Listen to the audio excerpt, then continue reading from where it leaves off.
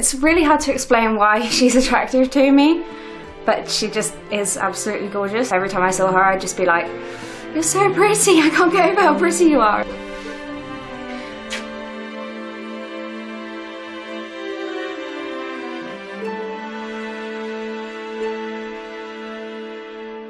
Hi, my name is Debbie Louise Cannon, I'm 43 years old and I'm a transgender lesbian. I had the surgery on the 16th of April this year and I made the decision on the 21st of April 2012, so a little under 4 years.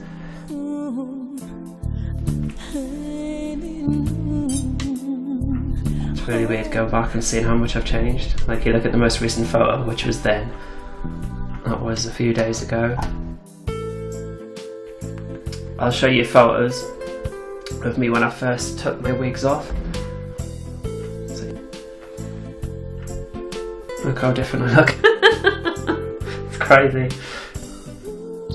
Looking at my past, I've tried everything I can to be a man, but none of it's worked.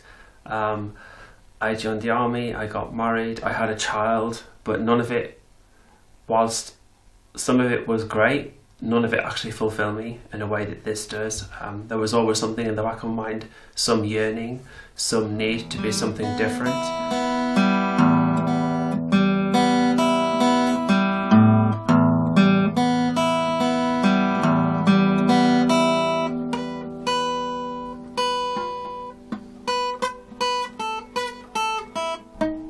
It's horrible to say this, and I feel pain to say this, but my mum, 4 years now of this, and she's not really acknowledging who and what I am. I've written her a letter, a really, really long letter. I hope that she would be happy for me. She said stuff to me like, don't turn up here like that.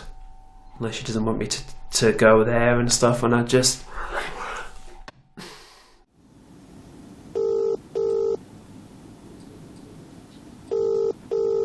Whenever I phone her, it just goes to voicemail. I can't take your call right now. Just leave you a message. Do you know what? I've tried. I'm not going to put myself in a position where I'm going to be rejected by my mum anymore, because it just hurts too much.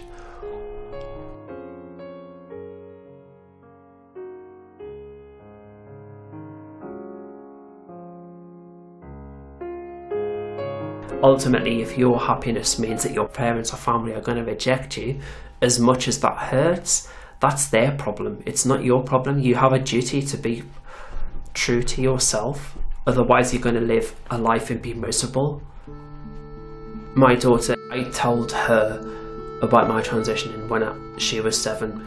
So she was still quite young. She's been amazing, fully supportive throughout my transition, and like, the more time she spends with me, the better relationship we have. We talk about being happy and about living authentically and about being true to yourself and stuff, and she understands it, she gets it totally.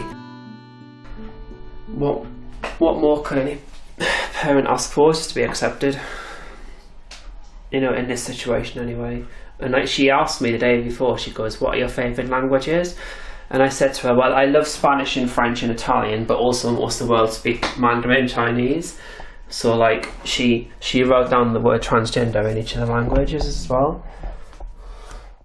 There was one occasion in the car we're driving along, it was October, I think not last year but the year before, and she goes, I love Debbie more than I love, and she said the old name, and I said, darling, you don't have to say that. And she goes, but I do, because you're happy. And I was like, so kids get it, they're not stupid.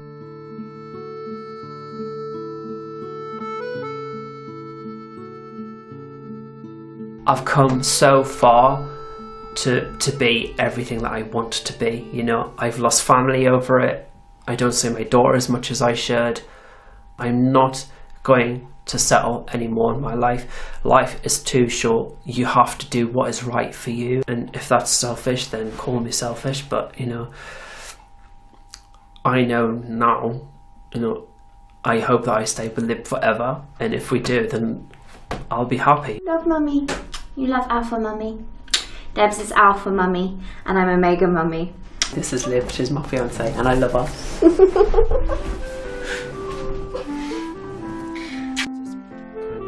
Yeah. It's back close a bit. You should wear it more. Well, yeah, now my breasts are... Yeah. Oh, fantastic, yeah, well. They are fantastic. Thanks. If you strip away gender family is about love, support, respect. Yeah, the kind of thing that makes a family. It shouldn't matter. Even if they've done horrible things, you still love them. I mean, you're not just going to be able to just go, that's it, I don't love you anymore. It doesn't get turned off.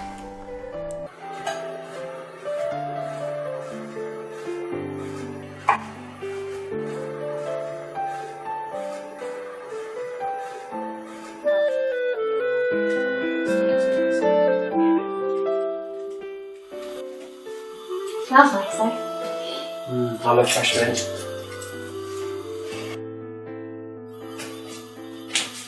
What?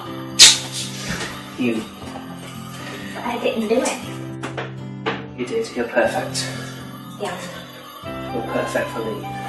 Well, for you, yes, but I'm not perfect. Cheers. Happy lesbian. What's she mean to me? Oh my god. Friggin' hell. It's really hard to articulate into words, but like, she's everything. She's my soul. I think about her all the time. She's my soulmate. It's like, I have a picture of her on my desk at work and I just look at it and I just giggle to myself. If you asked me like what home is and what love is, it's her. She's you know, the missing piece of the jigsaw, if you like. Same. He's so lovely. Silly donk. You're so silly. I guess there was like kind of a challenge when she had to go off of hormones when just leading up to the surgery. She had to stop taking estrogen. During that, she was very irritable, and obviously because there was testosterone that shouldn't be there, and yeah, so that was quite difficult.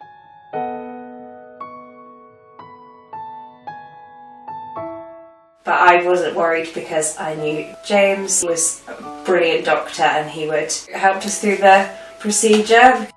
I'm James Bowring. I'm a consultant urologist or urological surgeon by trade, but I have a particular interest in gender reassignment, and I do about a third of the gender reassignment operations that are currently going on in the male to female, at least in Britain at the moment.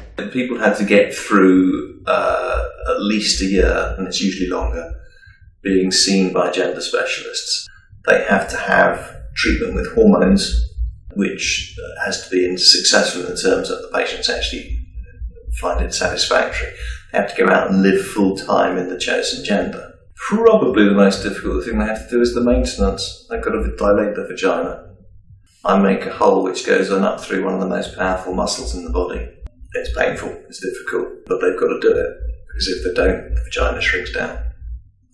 The pain is unbelievable. I've never experienced pain like it. For scale of 1 to 10, it's about 15. Honestly, it really, really hurt. First few weeks, especially like from being home and stuff, all the nerves start reconnecting, and it's, if you can imagine someone with a pair of pliers pulling your flesh and doing that, but with electrical pulse going through them, that's kind of what it felt like. It was like nibbing pains like that. I still get them occasionally now. I'm still on pain relief. They said it can take up to 6 months to recover fully. People talk about chronic pain and how debilitating it is. I can kind of relate to it a little bit because of what I've gone through. But to be in pain all the time, it's quite depressing, really. But yeah, the first kind of 3-4 weeks were horrendous. Like, I was in quite a low place. I was like, why have I done this? Kind of regretted it for a little bit, I'll be honest. I'll own that. But now I don't. The most amazing moment for me after surgery was I could stand in the mirror and look. It was gone. It's like it all matched and I just lost it. I was just crying. I like to share my transition with people because it's an awesome journey, and why not share it? I've set up a support network where anyone from the community can contact me if they're struggling in any part of their transition or identity and look for help. I think I have a social and moral duty to kind of share my identities because people need to see trans is normal. I've had kids contact me. They've got to such a level of desperation where they're considering taking their own lives because they don't feel that they're ever going to fit in, or they don't feel their families are ever going to love them, or they're not really, sure which way to go. I feel sorry for them, I really do.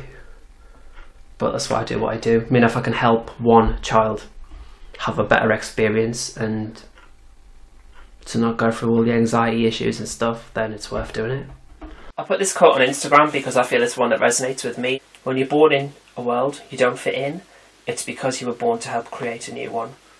You know, looking at the work I do and the lives I've touched in a positive way, I think that I've helped create a new world, a new level of understanding for transgender people. I can see from both elements as a parent myself. I can see the fact that the parent is worried for them in being LGBT. I want people to feel that they're not alone, that they are supported. That's one of the reasons for running an LGBT support network as well.